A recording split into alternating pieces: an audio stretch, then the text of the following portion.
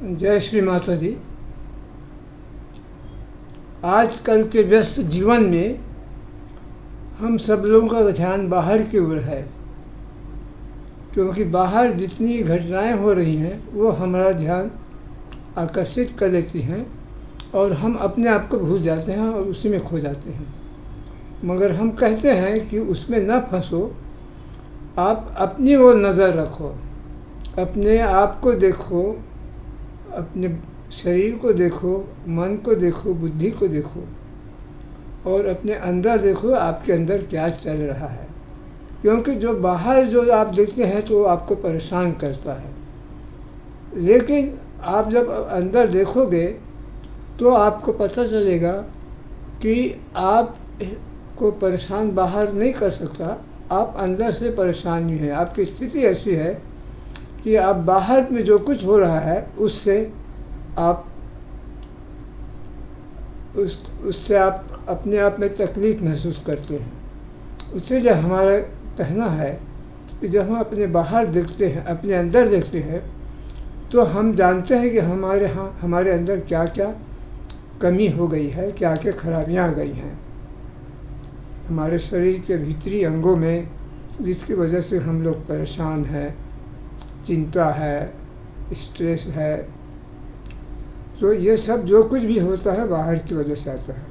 जब वहाँ से हम बाहर से अपना ध्यान हटा लेते हैं और अपने अंदर ध्यान रखते हैं तो हम थोड़ी देर के लिए शांत हो जाते हैं, क्योंकि जो विचार आते हैं वो बाहर की दुनिया से ही आते हैं। जब हम अपने अंदर शांत हो जाते हैं तो विचार समाप्त हो जाते हैं, तो हमें उस समय कोई कष्ट नहीं होता, हम शांति में होते हैं। इसलिए हम सबसे रिक्वेस्ट करते हैं कि आप सीखो अपनी ओर ध्यान रखने का, अपनी ओर नज़र रखना सीखो और आत्मावलोकन करो। अपने आप को देखो और देखो कि मैं कौन हूँ और मेरे अंदर ये क्यों हो रहा है, उसका कारण क्या है जिसकी वजह से हमारे अंदर खराबियाँ आई हैं। फिर उनको ठीक करने का उपाय फिर आप ढूंढो। तो शरीर के अंदर जो भी खराबियाँ आ जाती हैं, आँख का नहीं दिखना, सुनाई नहीं देना, नाक से सुगंध नहीं महसूस होना, खाने पीने में टेस्ट नहीं आना, कई चीज़ें हैं जो हमारे अंदर कमी हो जाती है।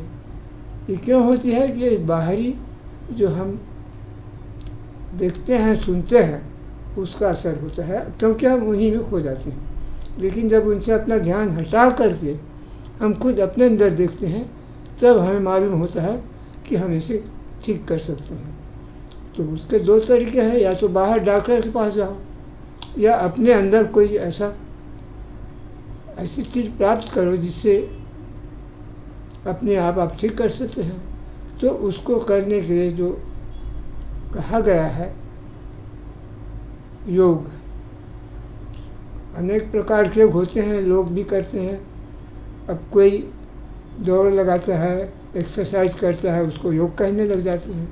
लेकिन योग जो नहीं होता, योग का मतलब है अपने आत्मा से योग करना। उसी आत्मा से योग करने का जो तरीका है उसको श्री माता जी निर्मला देवी ने बताया है और उसका नाम दिया है सहज योग।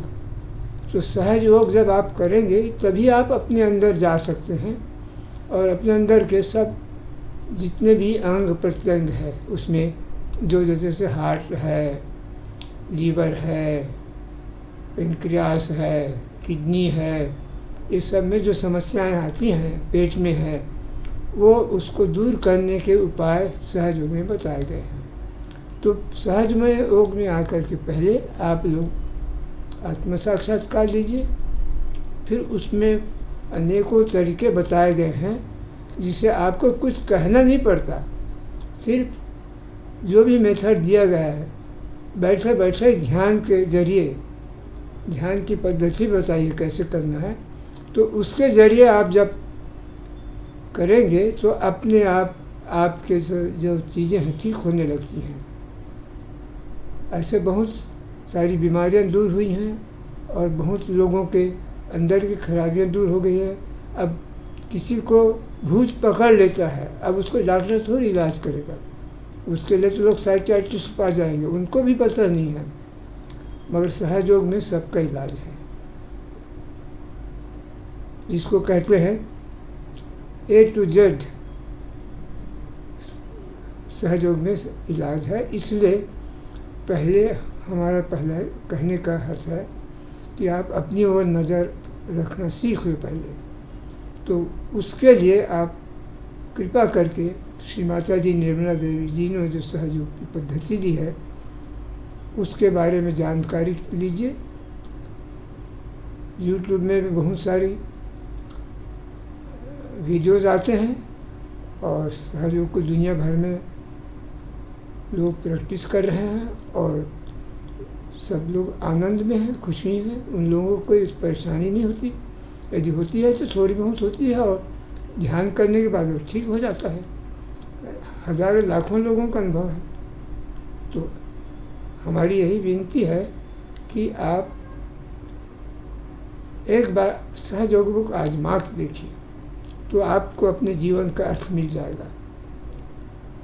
बस अभी के लिए इतना ही, आपसे मैं विदा देता हूँ।